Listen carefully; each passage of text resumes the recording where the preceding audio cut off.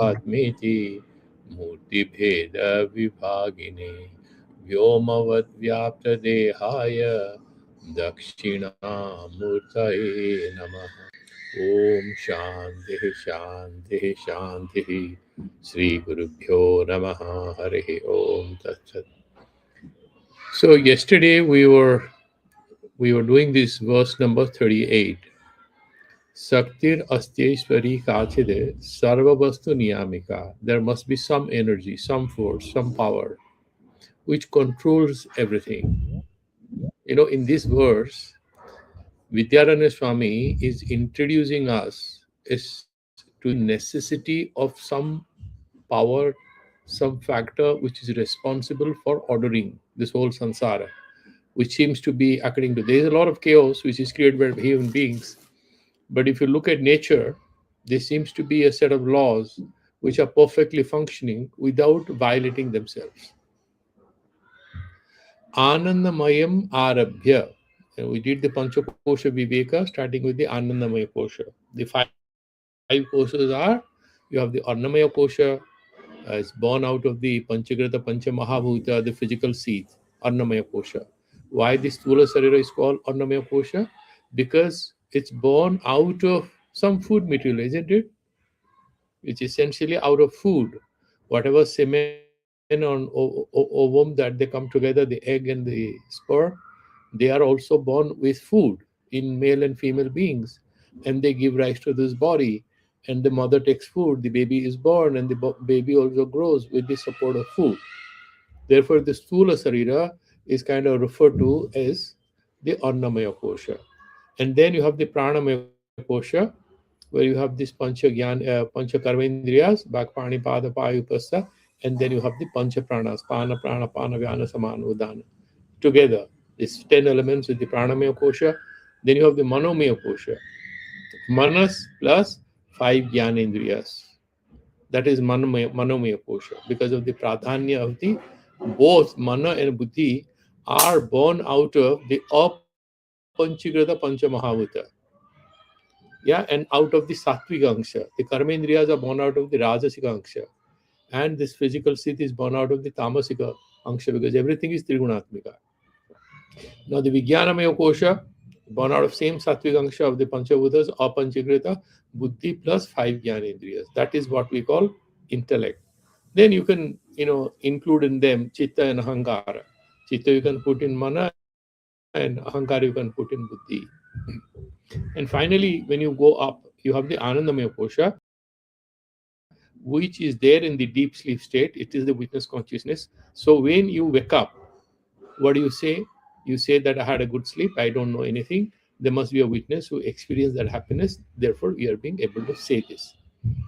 What is the message in this? That this Atma and this Atma is functioning not because it is functional, it's because of Maya Sakti. And we have already looked at in the previous sloka that, we will have it in the next sloka. And this Aishwari Shakti is there, because of which all this is happening.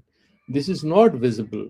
The work of this Maya Shakti is not visible. It is there starting from the Anandamaya Kosha till the Annamaya Kosha. We aren't being able to see this.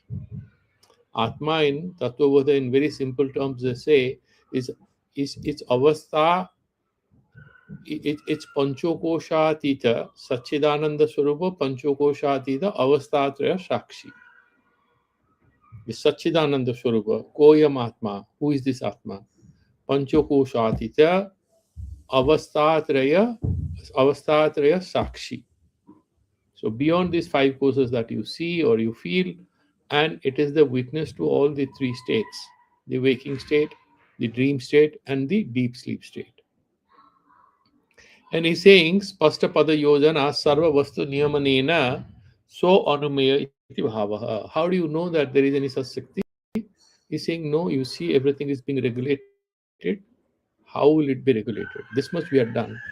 Then, if we look at different commentaries, we'll get a little more depth into this. Let's do that before we graduate to the next verse. First of all, if anybody asks this powerful question, why do you believe there's a God or there is any power of God which is regulating us? There are so many. I was telling you that the most important one is the intelligent design argument for existence of God, or that the God must be existing, otherwise how can the cosmos come into being? Yeah, that is the basic argument, that there has to be a creator God. Here, the God or the superior energy that we are talking about, which is invisible, is not a distant transcendental regulator like in Christianity or Islam, or there in the dualist schools of Hinduism. Yeah, it's not at that level. No, it's much below. Why? It's inherent and immanent in all of us. It's Brahma Swarupa, and this particular thing, the secret will be explained to us in the next two verses. Very critical to understand. So what he's saying is that this is a very subtle thing. Whatever you are saying, that Satyam Jnanam Anantaram Brahma is first thing is Advitya. There is no second. Yeah, there is no Bheda in Ishwarupa. There is no Kartritva, no Bhoktritva, no Sarvagyatva. Then all the Vyavaharas and functionalities that we observe, all the all the distinct differences, or the criteria for differentiating X from Y in this whole prapancha in samsara, upadhi nimitta, they are possible because of a certain upadhi. We have discussed that yesterday. Now what he is trying to say is that this particular jiva is avidya upahita, avidya upadhi, avidya upahita chaitanya. It's also consciousness, but covered by a layer of ignorance. And what you call Ishvara, that Ishvara is Maya upahita chaitanya. It is the force of Maya with which the akarta becomes karta, the Suddha Chaitanya becomes Sarvagya. You have having agency. Then he protects us, he guides us, he creates, sustains, and destroys. All these attributes can be applied to Maya Upahita Chaitanya with the level of Maya. Yeah, that we have done it. Therefore, he is now trying to say in this verse that there are now two upadhis. What are these two upadhis? Jivatva and Ishwaratva. What are the two upadhis responsible for our being jiva? Kinchidgya, Alpagya, Alpasaktiman, Alpadesastita. Why are we so? Because we have avidya upadhi. And Ishwara is Sarvagyan, Sarvasaktiman, Sarvavidyaman. Why so? He is having Maya Chaitanya, Maya Upahita Chaitanya. That is the basic difference. Now he's trying to say this particular Shakti or energy, which enables the ordering of this whole world, is not immediately available to our knowing faculties, our intellect, our eyes, our perceptual knowledge. No, it's not amenable to these. Why? Because it's prachanna, it's avyakta. It is not vyakta, it's not evident, it is hidden. Yeah, and therefore it is kind of as if it's covered with a veil, and that veil is the veil of ignorance, because of which we cannot see it. So, what are the examples they give? Bhagavan says in the Bhagavad Gita, Sutre Manigana Iva. You do not see that particular thread. That is the Advitiya Brahman. Then you have different kinds of beads, and these are connected by that thread that we do not see. Similarly, its whole sansar is sustained by Bhagavan's Maya Sakti. So it's Gupta Sakti, it is hidden. We don't see this. Bhagavan says, Mama Maya Duratya in the seventh chapter, in the Bhagavad Gita.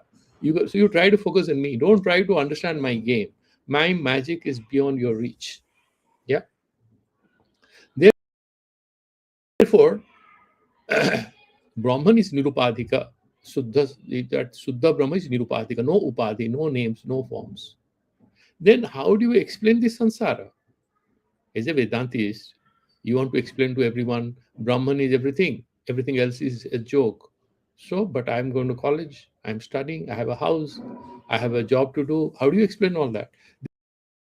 Therefore, this Karya Karana Vyavahara is not there in the Brahman. How do you explain it? Jagat Utpatti, Sthiti, Laya, how will you explain it? This is visible. Therefore, we have to find a cause. And that is the Aishwari Shakti, and that is called Maya. Yeah, and that is Sarvavastu Niyamika. We have already discussed it yesterday. That Maya Shakti is not Swatantra Satta. It is not having an independent existence. Why? It doesn't have an existence of its own, then there will be dualism. Brahma and Maya. No. It is Brahma Shrita. It is a kind of a superimposition. It is a projection on the Brahman. Sattatvamashita Saktihi, that he has mentioned in the verse number 59 of the second chapter of this. Yeah. So this is how the Maya Upahita Chaitanya becomes Ishvara, God, all creative God. Brahman is not a creative God. He doesn't create anything. It is the Ishvara. We have this image of God who creates things. Therefore, it is there everywhere. Then how do you know it? Karya dvara anumana gamya. As we were doing that explanation yesterday, it's like one of your nephews who is very mischievous, very curious, comes to your room, and all the time, he searches for a lot of things on your study table. And whenever you know the table is in a mess, you know your nephew had come. 3 4 year old boy, very curious. So he'll see through your files, your laptop, your tablets, everything he will see. Your books, this, that. He's looking for a comic book and thinks his uncle has it. So he would disturb everything you have. How do you know he had come? You look at the table, immediately you ask, okay, he had come here? No, yes, he had come. Similarly, you look at the samsara, the orderliness, and therefore you have to presume, you have to believe that there is something which explains this orderliness. Yeah, that is the whole thing. Broadly, this is about it. Now, why should I believe in all this? What is this Maya Sakti? How do you make sense of it? So, to give you an easy example, for example, our life is dominated by energy, isn't it? That's why, because of the Middle East war, we all are disturbed. Why so? Because you can't go to office, you can't cook. There's going to be an energy crisis. And in countries like Sri Lanka, where all their power is generated through huge generators, they will all go dark without, this fossil fuel. How do you sustain these things? So electricity, just imagine, is kind of a governor or governing principle for this laptop, the satsang that is available, the Wi-Fi which is running, the light we have, the phone calls you are making because you have to charge your phones. Everything in your life is governed by that principle of electric energy. Yeah, this is one good example. The other one would be, for example, so the fan is moving, phone is working, laptop working because there is electricity. If there is no electricity, so without presuming, even though you cannot see electricity, you cannot make sense of how all these things are working. Yeah. And then, say, for example, in our everyday life, um, in the Brihadaranyaka Upanishad, there is this mention that everybody is scared of that Brahman. He's like the king, doesn't say a word. Everybody is doing his job because they're scared of him. What is the example? Look at the sun. Any day, billions of years. I mean, if you look at the solar system, whatever millions of years we have already spent, look at the sun. It rises in the east every day. It doesn't rise in the west, or it doesn't say, "Let me have a change. I want a change of place. I want to go on a vacation. Let me rise in the north." Does it happen? No, it doesn't happen. So everything is kind of, you look at the seasons. What if after winter there is a rainy season, and then it's followed by summer, or there is some kind of an exchange? We'll go mad. Yeah. And then you eat your food. Just imagine if there is some kind of a exchange of functionalities, how does it hurt us? We're going to be in a big mad world. And therefore he's talking about this Aishwari Shakti. Now, if you look at the Western philosophers, there are a few parallels that you see. For example, in Aristotle, he had this notion of an unmoved mover. The one who moves everything doesn't move. If, for example, in a circus party, you have a ringleader who's standing in the middle, and then there are small girls who are just moving around, holding onto him, he doesn't move. He holds them. Like the sun doesn't move. We, the planet, are revolving around the sun. So the Brahman, the Adhara is Niradhara. The one which is the foundation doesn't have a foundation. The Swaprakasha, which lights up everything, doesn't get lit up by anything else. Therefore, he's saying that this particular, and say, for example, in Spinoza also, there is this idea called this natura. God and nature is more or less the same. And if you remove this idea, you will not be able to make sense of this world. And there is a important clarification to be made that unlike, of course, there's very similarity between the Sankhya and the Vedantis, but the Sankhya people believe the Pradhana or the Maya or the Prakriti can create this whole samsara with some assistance because of Sannidhi with the Purusha. They give what is called the Andhapangu Nyaya. So there is a very healthy person who is blind, very muscular, and then he has a friend. Let's imagine it's a lady, and this girl is very thin, but she has eyes. So this man is carrying that lady on his shoulders. She has the eyes. He says, "You move to the left, to the right." He cannot see. Now, this healthy, physically muscular person is Prakriti. Purusha has Chaitanya. He can see. He gives the direction. That is the Sankhya imagination. Vedanta makes it very clear that Prakriti Jadatmika. It is not consciousness. How can it create? Can it create? No, it cannot create. What is the punchline here? The punchline here is this whole creation which appears is actually just an apparent thing. There is no real creation. If there was a real creation, then we can imagine there is a real creator. This Maya Sakti, therefore, is mentioned as Ishvara Shrita. Okay? So, this is a very important point that this particular Aishwari Shakti is not perceived directly, but it can be inferred through Anumana, looking at the activities, what is happening. Yeah. So this was discussed earlier already in the first chapter in the 16th sloka. And you can also look at the slokas 47 and 49th in that particular chapter. If we look at a bit of more philosophical reflection on it, that this there is a few interesting words here. Yeah. So they're using this word kachit. A certain energy is there. You know, this is actually deliberate uses this word some energy instead of saying there is a nirdishta sakti. They don't say that. Why? Because Maya cannot be defined with clarity. It is na sad na asad. It's anirvachaniya. It's not defined as true or false. Yeah. And it's also advuta. It's wonderful. It's magical. Done. So that kachit word is philosophically very, very loaded. So we have seen that in Shweta Upanishad in the fourth chapter, if you look at the verse number 10, Mayam to Prakritim Vidyan, Mayinam to Maheshwaram. Yeah, Maya and Mayina is the Maheshwara, and Prakriti is the Maya thing. And who it is Ashrita in Mayin, that is Ishvara. And a little more discussion on why you say that she governs, orders, regulates. We have already discussed, right? That electricity example, or why the sun rises in the east. In the Kena Upanishad, in the first verse is Kena Ishitam Patati Prishitam Manaha. You look at this, if you look at your own mind, you think about a lot of objects. You want to go and have a play, look at the sound of the kids who are, jumping around and having a game late in the evening. That is their fun time. The parents are not picking them up. So in the parking area, they're having a good game, and you can. Who is moving them? A little baby is born, starts moving his legs and hands, and immediately hangs onto the mother. It recognizes the mother without having any understanding. How does that happen? Kena ishitam patati preshitam mana. How does the mind travel, does things? There must be somebody who is inspiring it, somebody is motivating it.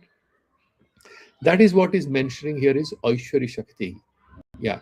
Now the whole thing is, for example, if you look at the Taittiriya Upanishad, the first verse in the third chapter says, Yotova imani bhutani jayante, yena jatani jivanti, yasmin pratyabhisandhi.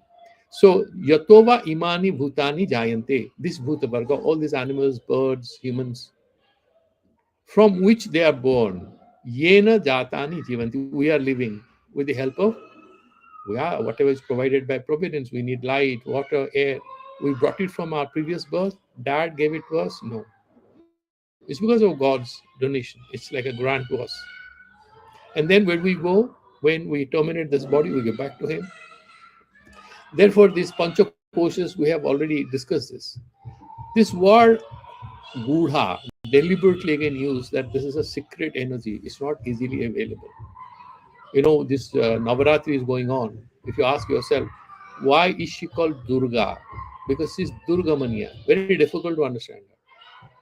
Difficult to penetrate into the secret of her existence. Yeah.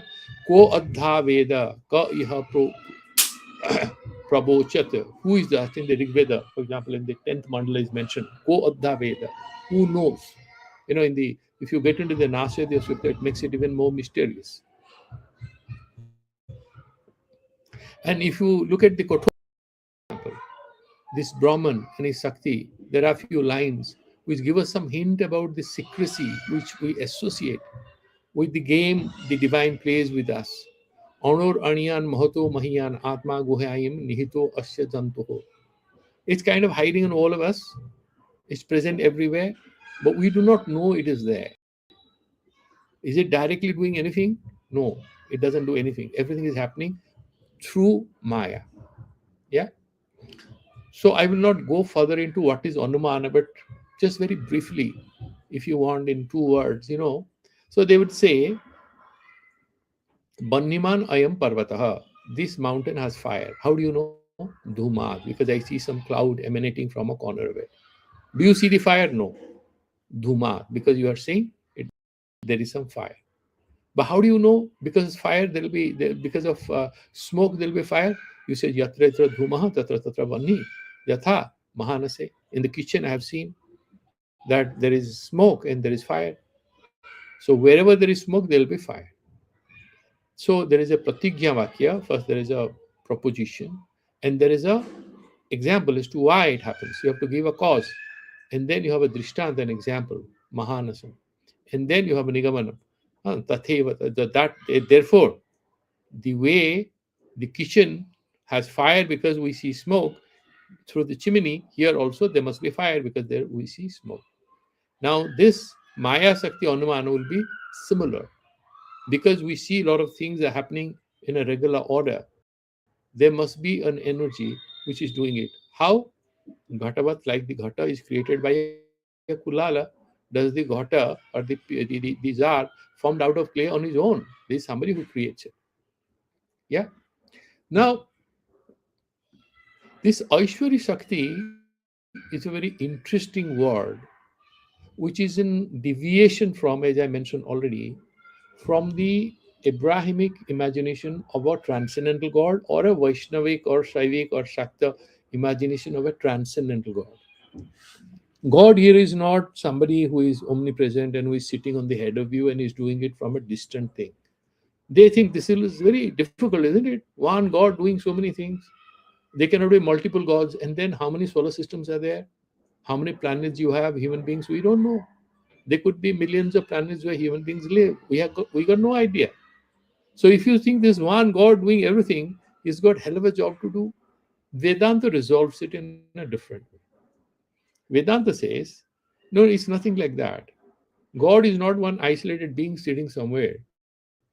It is that supreme consciousness which pervades everything, and this Maya Sakti also pervades everything.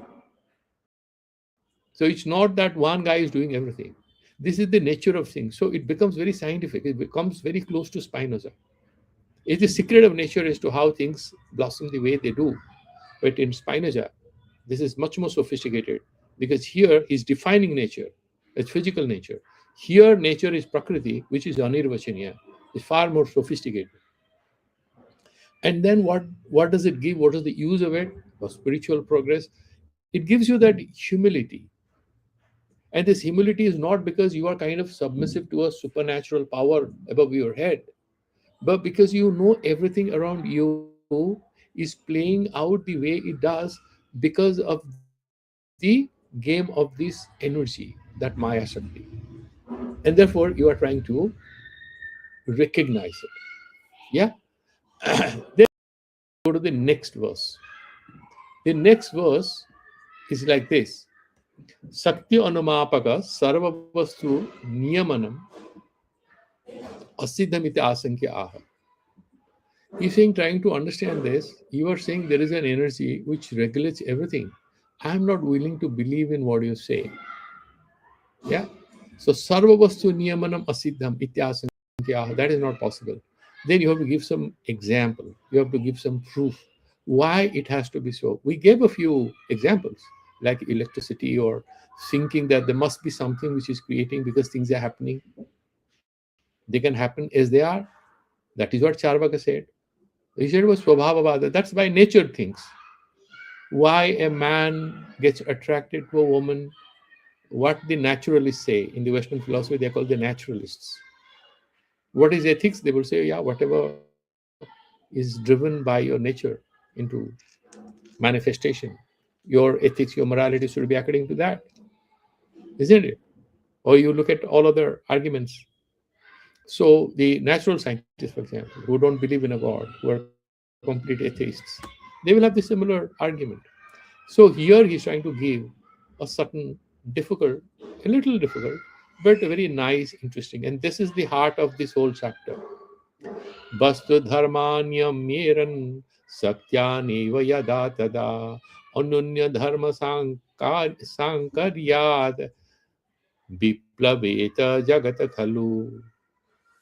You think, do you know actually if you do not accept the presence of some kind of a regulator, some kind of a regulator as a human being? No, a regulating principle, that Aishwari Shakti. If you do not want to imagine that it exists, do you know what's going to happen?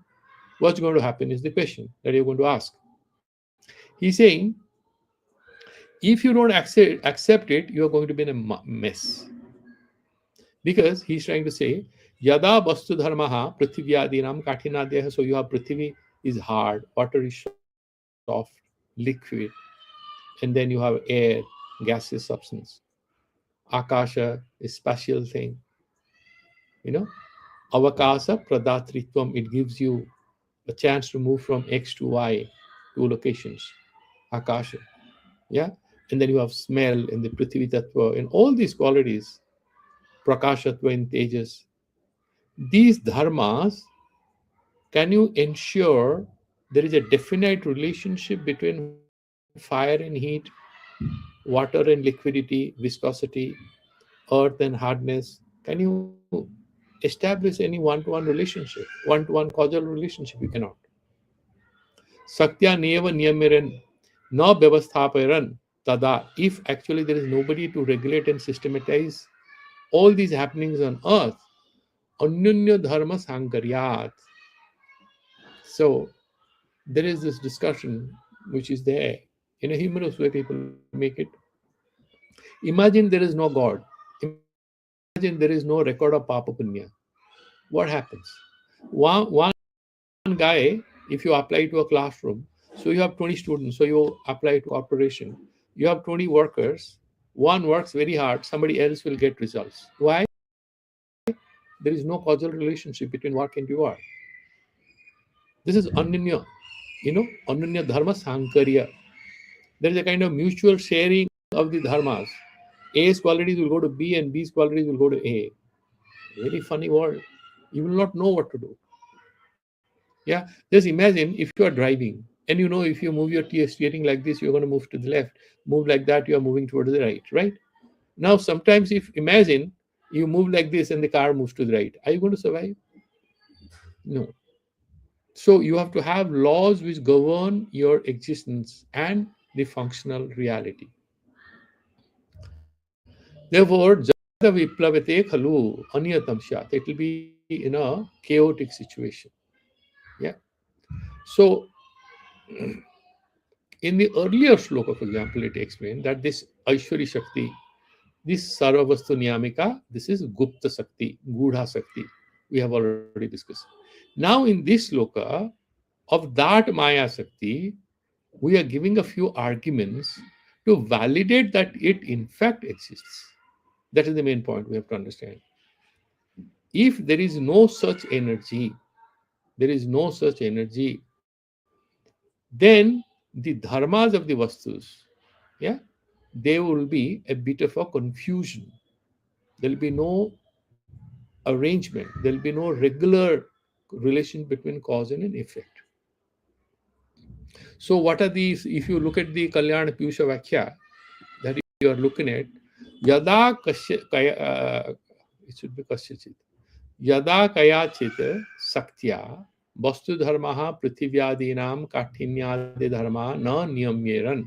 If there is no Sakti which is actually regulating the qualities of earth and water and fire and air and space or akasha, na vyavasthapayaran, there is nobody to regulate it. Tada ananya dharma sankaryat. One quality will go to the another, one dharma will go to another dharmi. Yet काठिन्यादि अन्य धर्माणाम अन्यत्र अपि अव्यवस्थया jagat viplaveta. So what happens is water will become solid, earth will become liquid, air will become fire, fire will become air. You know what kind of a chaotic situation you're going to have. Anyatvatvam prapnuyat. Therefore, he's saying Ameya कल्पना विचित्रस्य अस्य जगतः नियमभावे जले गंधः तेजसी रसो. If you do not imagine that actually there is some Shakti which is regulating everything, what is going to happen without this niyama? Jale gandha, water sa gandhavati prithvi. Prithvi has smell, water doesn't have smell. Because of earth elements in water, some water smells good, some water smells bad. Jale gandha tejasi raso. It should be fire, heat should be there, ushnatva, but you will have a rasa. Yeah, taste in that, in fire. Would like to put a burning coal in your lips. Why? Because it's going to taste well. Bayu, rupam, air doesn't have any colors, doesn't have any features, it's invisible to the eye. We feel the presence of air through our skin. But then you can see that because it will have rupa. Ityevam rupa viplavaha prasajjeta. There will be a complete chaotic situation here. Tada ghatadinam, yeah, anya vastu prakasakatvam. So you see, if you have a lamp, then in a dark room you can see any other object is there. But if there is a mix up of these laws of physics, what's going to happen? With a jar, with a ghata, you can see everything. With a deepa, you cannot see anything. There will be complete confusion. You bring rasgulla, it tastes like, it tastes very hot, like mirchi. And you bring mirchi, it tastes sweet. How is the light going to feel? Therefore, ghatadenam anya vastu prakasakatvam deepasya vastwantara aprakasakatvam. Deepa cannot, the lamp cannot light up anything else, show anything else. Ataha tat tat padartheshu tat dharma niyamika kachana sakti abhyupeya. Therefore, my dear friend, you please accept that all these regulations are possible because there is some energy, kachana sakti, anirvachaniya. I'm not defining it because I cannot touch it, cannot feel it, but I have to imagine there is something. Evam cha dharma niyamana rupo hetur na asiddha. That all these qualities are regulated because of Aishwari Shakti. That is not asiddha. Where is refuted? You show me without such energy how anything can happen. Siddhayam saktau sarvajnasya eva. This Sakti, the Sarvagya Ishvara, Sarva Niyamana Sakti Matva Sambhavat. So this everything is happening, this energy is there. Whose energy is this? It's Ishvara Ashrita. Because it is Ishvara Ashrita, this Maya, he is the boss, doing happening everything, the power is with him. Sa Sarvagya Seva Bhavitum Arhati Na Anyasha. This all pervading, all regulating power, universal ordering power cannot be attributed to anyone else. We will have a discussion on that. तथा च आह श्रुति स एष सर्वेश्वरः एत भूतादिपतिः एष भूतपाल स एष सेतुः विधरण एषा लोकानाम् असंभेदाय एषां लोकानाम् असंभेदाय. There should not be a mix up. Therefore you have this Sarveshwara is the god of everything. Bhutadipati is the boss of this whole universe. Bhutapala, he sustains it. There is something called Setu Vidya. We'll have a little discussion. What is why the Atma is compared with a dam or a bridge, a setu. You know what? The dam has a lot of functions. One function is that it stores water, it doesn't allow water to flow down without its permission. The other one is from one side to the other, you can walk on that dam or the bridge. This Atma has two roles. It is the foundation of this whole universe. That Setu. Setu doesn't move. Water moves through the Setu. This phenomenal world is changing. Setu doesn't move. Atma doesn't move. Second thing, you can use this Setu through Upasana to transcend this reality, transcend this samsara. Therefore, it is called Setu Vidya. It's there in Brihadaranyaka Upanishad, also in the Chandogya Upanishad. So, therefore, Setu Vidharanam Esa Lokanam Asambhedaya. So, there is not a mix up, there is no Varna Sankarya in all that. Before we go to the next one, a little more elaboration if we can do. Yeah. So, a few words we need to first thrust them out. What do they mean? One is Bastu Dharmaha. What do we mean? So, Bastu Dharma means what is actually their nature, their dharma, their qualities. Padarthanam Swabhavika Gunaha. Like earth is hard, water is soft and liquid, air you can only feel through your touch, all that. And what is this Anonya Dharma Sankaryam? Looks like a very bombastic Sanskrit word. So it's basically very simple. Dharmanang Mishranam Abhyavastha. A mix up of the dharmas. One, it's like you have a picnic party and there is a game. What is the game? The children are separated from their mothers. If this game is played, you can see that. So what is it? The mothers cover their heads. If they're Indian mothers, they'll put some veil on their head. They're sitting. And children, it's basically about 1 to 3 years old. The game is the children has to find the mother. Looking at the hands and legs, they are wearing same sari. And yet intuitively some children just find their mother. But if they don't find, what happens? It's a chaotic situation. X son is with Y son is with Z son with A, all kind of a chaotic situation. That is what is Dharmanam Sankarya. Viplava means what? It's a revolution. A lot of people are saying we need to, everybody is expecting that the Irani people will rise in a revolt and restore a democracy which is kind of convenient to people who love that to change. So what is it? Biplavaha, Jagataha, Anyatatvam, Vikshepaha, the complete confusion. Viparya, Abhyavastita Sthiti. It's not, it's kind of messy. Yeah. Now, we already looked at this one sentence from the Brihadaranyaka Upanishad. This is in the 4.4.22 verse number. And then in Chandogya Upanishad also, the same sentence is there in a different way. Atha ya atma sa setur vidhatre esha lokanam asambhedaya. In the Chandogya Upanishad, there is a chapter called Dahara Upasana. Dahara Upasana is Hardakasha. It's as if there is an inner universe and you need to meditate on it. Yeah. So the Brahman is not something which is outside of you. You need to understand, imagine, and meditate on it. What are these exercises? These like Setu Vidya, Dahara Vidya. There is another is called Madhu Vidya. Multifloral honey. So the honeybees pick up honey from different different flowers. And then when you collect that honey, do you know whether it's from the roses or it's from lotus or it's from dahlia or any other flower? You have no idea. It's all mixed up. Similarly, you have these names and forms in this whole sansara. End of the day, the source, the real secret of all it is, it's like honey. The differences are dissolved in that Brahman. So there are different upasanas. These are called vidyas in the Upanishads. There are roughly about 32 vidyas. You can do a bit of research online to find the names and short descriptions. If you visit the Shivananda online website, there's a beautiful thing Swamiji Maharaj has put it. So we have already, so essentially, why do you want to prove that this world has a Niyamaka Shakti behind it? This Jagat, because it is visible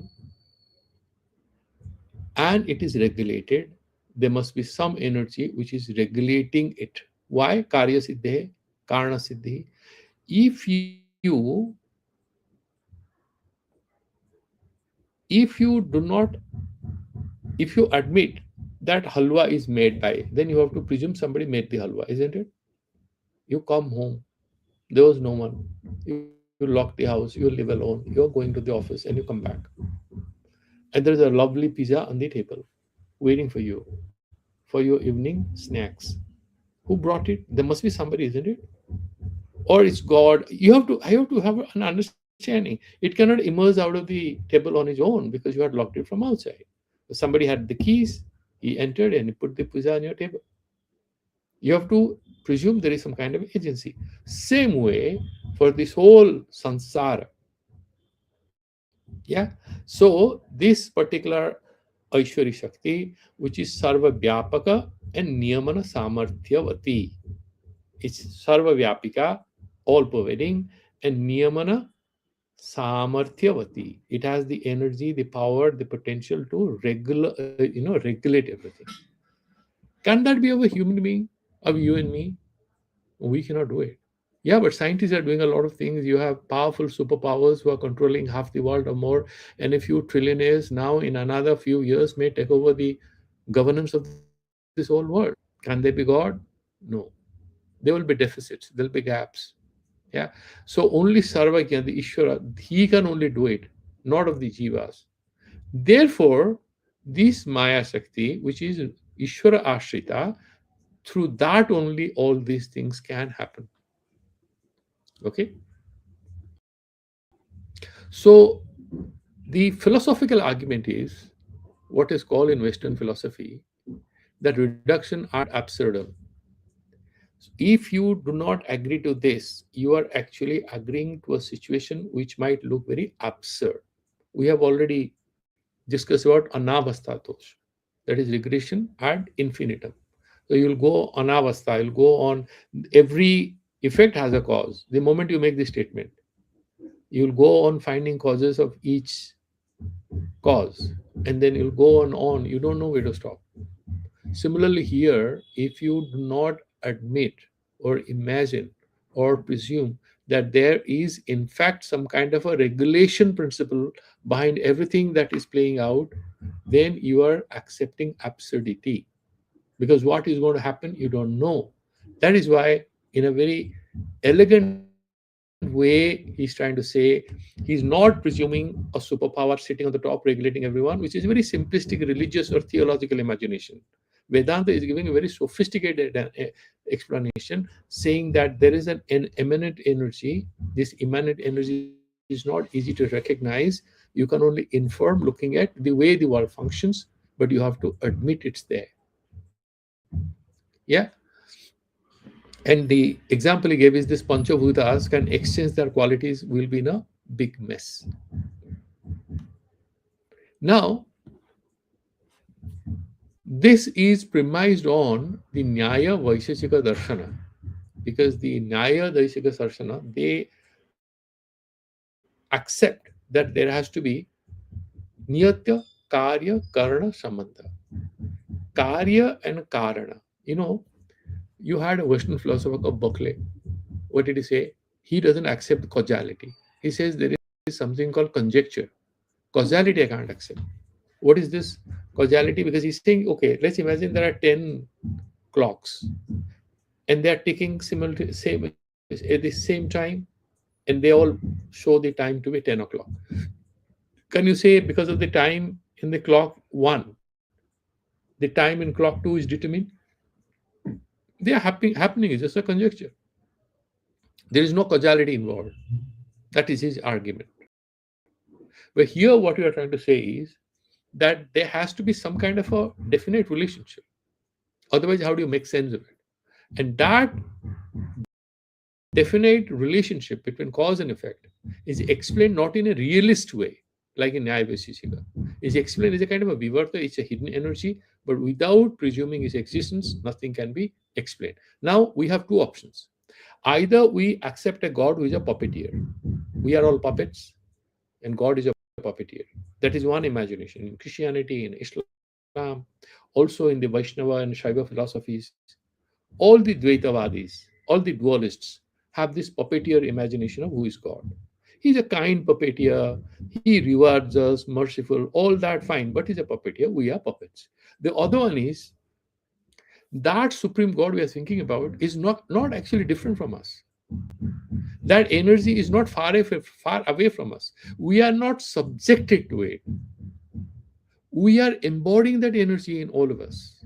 That energy is everywhere, including in this talk, including in you and me and everywhere. When we know that, then we turn inwards to meditate, because the explanation that the energy is always established in that final truth, the consciousness. So it's always Brahmashrita. Then we are getting back into that original source consciousness from which everything else plays out. Yeah. So that is how this is the most interesting thing here. And we have already discussed the word setu, so I'm not going to revisit it. Okay. There is also even earlier in the in the Brihadaranyaka Upanishad, there is something called Antaryami Brahmana. In the Antaryami Brahmana, that is one section of it in the third chapter. So he's saying Yaha Prithiviyam Tishtan Prithivya Antaro Yang Prithvi Na Veda Yasya Prithvi Shariram Ya Prithvi Antaro Yamayati Esha Te Atmanam Te Atma Antaryami Amritaha. So what is he trying to say? Now, that which hides in earth and earth doesn't know it, but it regulates the earth. That which hides in us regulates us, but we do not know what it is. There are two ideas coming here. One is that our freedom is not per se granted as an absolute. Our freedom is not granted as an absolute condition of existence. At the same time, the power of the energy which is regulating us is not away from us. It's intimate in all of us. So this is a very paradoxical situation. That gives us a new opportunity to talk about liberation and freedom in a very different way. Because we know this energy and the supreme truth is immanent, all pervading, is very intimately within us, outside us, everywhere. We don't feel left out or relegated. You're not out of the game. It's like a board management, they sit and decide who is going to get how much bonus. You have to accept it. It's not like that. That is what is in dualist imagination. Here it's very much near you, it's part of you, it's in you. Actually, you are that. So this feeling gives two sets of thoughts at an intellectual plane. One, it may make you feel a little vulnerable, but if you deeply reflect, it sets you free, because you know you are not outside of that power. That very power who regulates this whole universe is not different from you, and it embodies you. It's there everywhere. So it gives you a sense of humility that you are part of this grand soul, where the soul man is also in you. And then there is this chance that for liberation, for self awareness, you can make a movement, because everything is also happening in you. You are not a slave of somebody sitting at the top. We are not slaves of somebody sitting at the top. We are all real actors, but we have to understand how this game is playing out. We feel victims because we externalize the power, and we feel we are vulnerable to its dictates. But if we understand this is the intimate truth of our existence, we have a different take on it. Yeah. So I do not want to further dwell on it, but there are also other philosophers. It's not only Spinoza. There was Leibniz, who some people say actually invented calculus. Some people believe that actually Newton and Leibniz, there was a bit of a conflict. We are not getting into it. But he believed in a pre-established harmony of things, because he believed that all these so many substances are there, and if there is not a pre-established harmony given by God, how do you explain all these laws functioning? All these laws are operational. How do you explain it? But the difference between this imagination of Leibniz and the Vedantic imagination is very sharp, very insightful. Think about it. For Leibniz, God creates one setting, one time agreement, one time setting. Then he throws into us. Yeah, we are part of this preordained world, but it was done once. In our imagination, this is evolving and dynamic. Nothing is fixed. There are few principles which are there. Therefore, we study Sankhya in this 14, 15, 16 chapter. The Sattva, Rajas, and Tamas. Bhagavan explains how that works, how the mind works, how the body works. We know. But this is nothing fixed, it's evolving. And in fact, you can participate in it and you can decide how you want to feel, how you want to look like, what you want to experience in your material life and your spiritual life. Isn't that a very rich insight? So it doesn't have to make us feel very helpless and vulnerable, but in fact, give us a sense of power, give us a sense of becoming, participating in it. And there are many other philosophers, like you have Immanuel Kant, for example, who will talk about transcendental, unifying principle. Yeah, a perception he talks about. Ultimately, without which all these ideas will not make any sense. We have so many thoughts and this and that. So there are similar parallels which also emerged in the Western minds. All of us are children of the divine. And but then, the key thing is that somebody like Immanuel Kant is searching for unity in consciousness. Mark my words. Looking for a unity in consciousness. In Vedanta, we are talking about unity of consciousness, unity of all the manifestations of consciousness. There is absolute unity. And then I will not. If you look at even science, for example, can you explain, for example, if you look at, say, the great enemy of religious thinking, Darwin, for example, can Darwin explain why evolution takes place? By nature, happens on his own. Why monkeys are not becoming human beings now? There should be some evolution. Are we devolving or evolving as human beings? Our thoughts, our ethics. A lot of things are very hard to explain. Now, is this whole Aishwari Shakti is an escape route? It's a kind of fatalism that you accept all this is a given by God? No. We are saying this is a mystery, and this mystery is not given. This is the reality which is dynamic and evolving, and you are given this knowledge so that you can actually understand your predicament and you can make use of this understanding to determine what's going to be your destiny, what's going to be your tomorrow. With this, let's go to the next verse. These are very profound. We can go on discussing for hours. So he's saying in the verse number 40th, I think I have already explained this. So in the verse number 40th, he's saying, Jadatva bhavayaha chitehe jagan niyamane karanamaha chititi. But you said that this Prakriti is Jadatmika, right? Didn't you say this? Yeah, it's Jadatmika. It's not Chaitanya Swarupa, except in Kashmiri Shaikh. Prakriti and Purushi, Shiva and Shakti, both are Chaitanya Swarupa. So it's Chinamayi.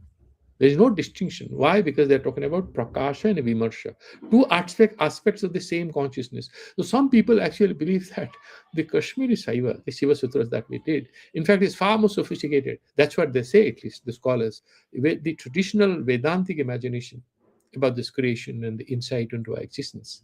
If you go to the Kashmiri Shaivism, it's far more evolved, much more sophisticated, because it borrows ideas from a lot of people like Bhartrihari and Buddhism, Vedanta and Tantra. It's like it's a point where several rivers come and meet together. So the outcome is far more sophisticated, not easy to understand, but far more sophisticated. We have to understand this. And there, it's like vimarsha, the self-awareness, I-ness, and idam, aham, idam, together. That is what this whole universe is all about. We are not getting into it. All that we are trying to do is that if Prakriti is Jada, yeah, how does it control, order, regulate the world? Let me understand it. Now, of course, these days it's very easy to explain it because you will talk about AI. You never know. We have this David Chalmers who has written this famous book called Reality Plus. So in years to come, In fact, the way these AI applications are dealing with us, almost like friends. If you address them as mate or brother, they'll address you as brother, and they'll try to talk to you like that. So these artificial intelligence, it's possible to imagine in years to come. We don't know how this whole scientific exploration is going to unfold. But right now, Prakriti Jadatmika, how does it regulate? The question stands and it has to be answered. That is in the verse number 48. Chichaya veshatah saktish chetaniva vibhatisha tas sakti upadhi sanyogat brahmi vishwaratam vrajet. This is a very, very crisp answer loaded with a lot of interpretations. What is trying to say? Chichaya aveshatah. Chit is that Chaitanya, Shuddha Brahma. Chaya is a reflection of the shadow of this. It's Pratibimba. And then that is reflected in Maya. This reflection of Brahman is Maya. This reflection is called Ishvara. Why are they saying this? Because Ishvara is not also Paramarthika Satya. Remember, everything is Mithya in Advaita Vedanta except the Brahman. You are a lie, I am a lie, the world is a lie, the God we worship is a lie. How are you going to be nihilists? No, it's not nihilism. What they are trying to say is there are two truths, like in Buddhism. There is a phenomenal reality. We are not denying its existence, but we are not accepting its ultimate existence, its ultimate truth value. The ultimate truth value only exists in the Param Brahman, the Suddhatma. Therefore, he's saying Chichaya Aveshataha means Praveshataha. Saktihi Chetana Iva Vibhatisa. This Maya Shakti, which is Jadatmika, it shines as if actually it's conscious. Tas Sakti Upadhi Sanyogat. And because of this Maya Sakti Upadhi, this branding that happens, Sanyogat, Brahma Eva Ishvaratam Brajet. This Suddha Brahma, because of this Maya Upadhi, because it is reflected in this Maya, then it appears and becomes Ishvara. The Suddha Brahma becomes Ishvara. How do you make sense of it? One good example is that you had a friend who was very disturbed and messy, very disorganized, and then one fine morning he gets married, right? You remember all your friends when they got married, the one who got married. The one who got married first would be the one who will slowly avoid his friends. Camaraderie gone, he lives and he'll not give his home address to all. You were great friends. But then he interacts with the ones among you who has got married. He's a different person now. He's very organized, always dressed up well. Why? Because there is somebody to knock him down at home, regulate his life.